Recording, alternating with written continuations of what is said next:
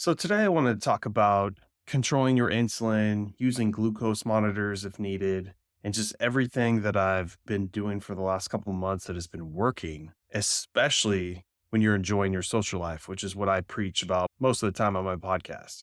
And there's a couple things I want you to try out and also a social media channel I'd like you to check out as well. So if you're interested, stay tuned.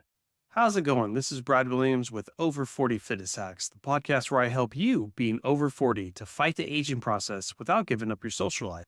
I've been a personal trainer and gym owner for over 14 years, and I specialize in helping the over 40 crowd get to their goal. If you need a little bit of guidance, check out my show notes.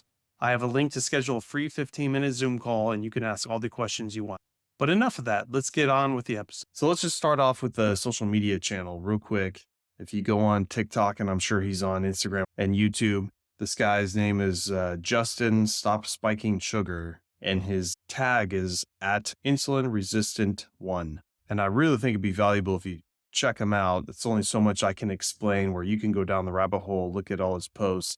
But what he does is he uses a glucose monitor, which I've talked about and had people on my show from NutriSense, which I love the experience and highly recommend. And basically the glucose monitor goes onto your tricep. In real time, it detects blood sugar spikes. Thus, if you get a blood sugar spike, you can be well assured that there's an insulin response to that. There's no real way to, I guess, test for insulin for the normal population. So we go off of blood sugar. And the cool thing about Justin's channel is all he does all day, every day is basically tries some type of food to see what the blood sugar response is hours later. And then the next day he'll do the same thing again, but he'll add something like vegetables or protein to show you what would happen if you ate food in a specific order, which I talk about all the time. Eat your protein and veggies first, fats next, and then carbs last. And I mean, that's what everyone preaches and it works, but he shows it to you in real time using science, using the monitor. And then if you'd like to try it yourself, you can kind of do what I did back in the day when I got my NutriSense monitor and just start biohacking, your weekend and what you can do about it. But I'd say the last 4 months, I've been really adamant about watching my insulin response to food. And I've cut my meals down to 2 meals a day, taking digestive enzymes to help me absorb more protein. Because at this point, I'm trying to take down 75 grams of protein in one hit, which is probably not all going to get assimilated, right? But with digestive enzymes, that helps a little bit. And then I'll eat my meals exactly in that order: protein, vegetables, fat, and carbs. And I usually don't have any carbs because I'm more keto, low carb anyways. But just from moving it to the 2 meals a day instead of the typical bodybuilder diet where you're snacking every hour, trying to get small amounts of protein in, keep your metabolism running. For the over 40 crowd, unless you're just living that bodybuilder life, the 2 meals a day just works so much better. Easier to count calories, easier to count your protein, easier to control your insulin, which is what I'm telling you that the over 40 crowd, this is the main problem. Movement's one thing, protein's another, but watching your insulin, because when your insulin spikes, however long it takes that insulin to do its job, get those nutrients to your cells and then calm down, get absorbed by the body. So that's why you wear those glucose monitors to show what types of food are spiking it up the highest, how long it takes to get back to homeostasis. And that's the problem, is the longer your insulin is staying in your system, your ability to burn fat is just completely negated. So you have to wait the time it takes for the insulin to go all the way down before your body even has a chance to go back into the fat burning mode. And when you start timing things like power walking or doing things long distance running that are going to use more fat oxidation, it's not going to work at all. If you had just eaten something and you still have insulin in your body, you're going to be burning muscle glycogen first until that's completely out of your body. So what I like seeing on Justin's channel is he'll show like the good stuff: cane sugar, watermelon, all the stuff that's high glycemic. It's going to spike that blood sugar. And sure enough, it does.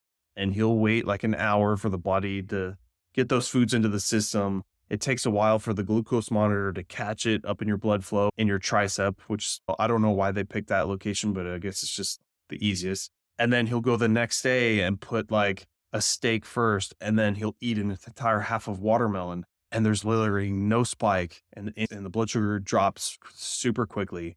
And it's because of that. slowing down the absorption and eating with other things, you don't get that high of a glucose spike. Thus, you shouldn't have that high of an insulin response either, and for not that long. And I could attest to it because what I'm doing with my 2 meals and then fasting the rest of the time, I'm burning more fat than I was before, yet I'm eating the same amount of calories, the same amount of protein.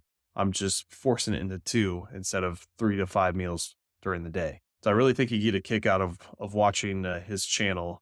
I'm not going to try to recreate that and do that. I got too much other stuff to do. But I'm big on social life. I'll eat garbage on the weekends, try to not do that much. I'll drink alcohol. And then I started prepping a little better. Besides fasting before these parties or if I'm going out, which is what my kind of go-to thing was prior to learning more about insulin. Now I'm bringing with me meat. It's easy if you bring a bag of jerky, although preservatives and a lot of sodium. So you got to watch out for that and counteract that. But it's just easy to bring with you. But any type of protein, just plan it that way before you even hit the party because they're not going to serve enough protein or not at the right times if you're at a barbecue. They always have the sides and fixings first for people to sit there and graze on. And then the meat doesn't come till later. Well, you just got screwed, right? So now you bring your own meat or your jerky or whatever you want to do for protein. Hold off as long as you can, right? You still want to get that good fasting. Maybe the party's not till 1 p.m. or something. Then 30 minutes prior to arriving and going to town on all the chips and whatever else they got, you take in all that protein, 30 grams plus. It sits there in your stomach and it's basically doing the same thing that this guy Justin's channel is showing you, that when you have protein in first, it cuts this blood glucose spike almost by half, it seems, or more.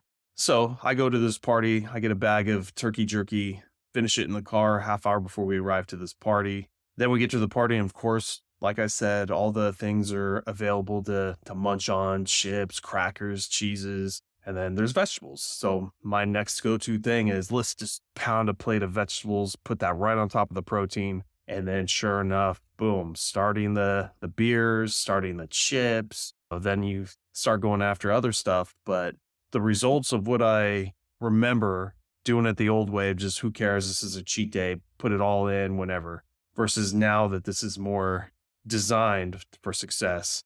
This style is working so much better. I come in on a Monday morning on my normal weigh-ins and it's less than what I think it should be.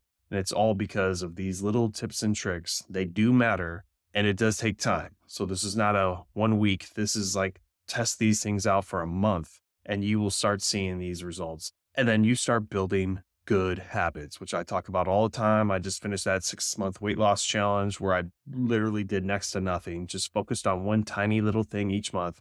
It was so easy. Weight just fell off. And this is something I didn't do during that 6 months. I probably would have had better results had I known this.